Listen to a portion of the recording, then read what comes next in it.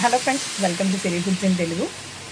అప్పటికప్పుడు క్రిస్పీగా రవ్వ దోసని ఇలా వేసుకొని చూడండి. చాలా బావుంటుంది. చాలా క్రిస్పీగా వస్తుంది. చాలా టేస్టీగా కూడా ఉంటుందండి. ఎవ్వరైనా ఈజీగా వేసేసుకోవచ్చు. అప్పటికప్పుడు వేసుకునే క్రిస్పీ రవ్వ దోసని వేసుకోవడం కోసం, పిండి కలుపుకోవడం కోసం ఒక మిక్సింగ్ బౌల్ తీసుకొని, ఒక కప్పు బాంబే రవ్వను వేసుకోండి. అంటే ఉప్మా రవ్వ.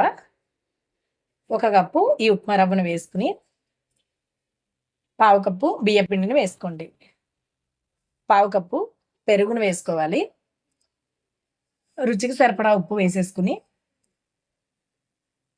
ఉల్లిపాయ ముక్కల్ని ముందే సన్నగా కట్ చేసుకొని పక్కనుంచుకోండి. ఎప్పుడు వేయాలో నేను చెప్తాను. మీ కారానికి తగినట్లుగా పచ్చిమిరపకాయలు, ఒక ఇంచు అల్లం ముక్కని, కొత్తిమీర, కరివేపాకుని సన్నగా కట్ చేసుకొని వేసుకోవాలి. అలాగే ఒక చెంచాడు జీలకర్రను కూడా వేసుకోండి.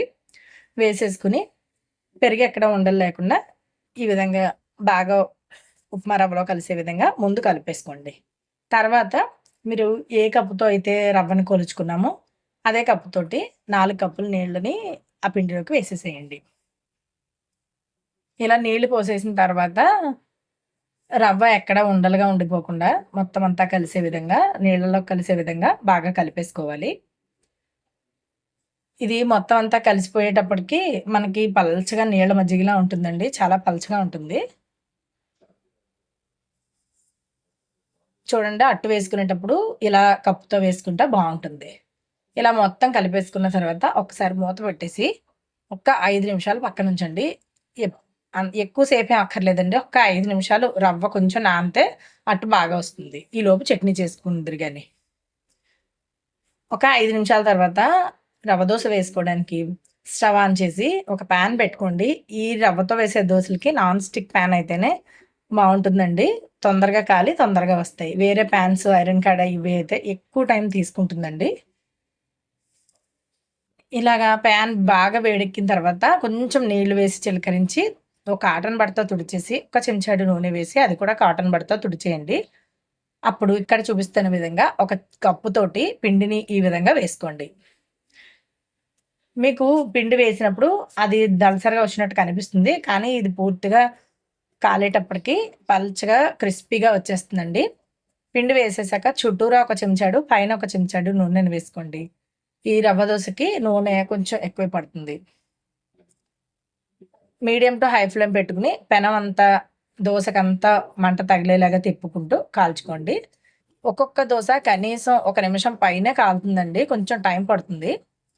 ఇలా అడుగు నుంచి బ్రౌన్ కలర్‌లో బాగా కాలుతున్నట్టు కనిపిస్తూ ఉంటుంది కదా! అప్పుడు ఈ దోసని ఈ విధంగా తీసేసుకోండి.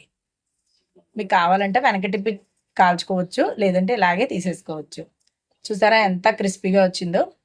నేను ఆనియన్స్ వేసి చూపిస్తున్నాను. ఇంకా ప్రతిసారి పెనం మీద నూనె వేయక్కర్లేదండి. మీరు వేసుకునేటప్పుడు ముందే ఈ విధంగా ఉల్లిపాయ ముక్కల్ని పాన్ మీద వేసేసుకొని, దాని మీద మరలా మనం ముందు చూపించినట్లుగానే ఒక చిన్న కప్పుతోటి పిండిని ఈ విధంగా వేసేసుకోండి. మీకు ఎక్కడెక్కడైతే గ్యాప్స్ వస్తాయో మరలా తీసి కూడా గ్యాప్స్ ఫిల్ చేసేసుకోండి. చుట్టూరా ఒక చెంచాడు, పైన ఒక చెంచాడు నూనె వేసేసి మంటని medium to high flame adjust చేసుకుంటూ, పెనాన్ని కూడా అడ్జస్ట్ చేసుకుంటూ చూడండి ఇంత క్రిస్పీగా కాలేంత వరకు ఉంచి, అప్పుడు దీన్ని ఒక ప్లేట్‌లోకి తీసేసుకొని మీకు నచ్చిన చట్నీతో సర్వ్ చేసుకుంటే అప్పటికప్పుడు వేసుకునే రవ్వ దోస తయారైపోయిందండి. ఇంతేనండి. ఎవ్వరైనా ఈజీగా వేసుకోవచ్చు.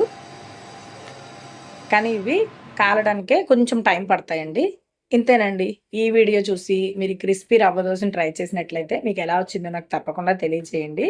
ఇలాంటి మంచి మంచి మరెన్నో రెసిపీస్‌ని చాలా సులువుగా నేర్చుకోవడానికి చూస్తూనే ఉండండి. అండ్ అలాగే సబ్స్క్రైబ్ చేసుకోవడం మాత్రం మర్చిపోకండి. సిరి ఫుడ్స్ ఇన్ తెలుగు. మరో వీడియోతో కలుద్దాం.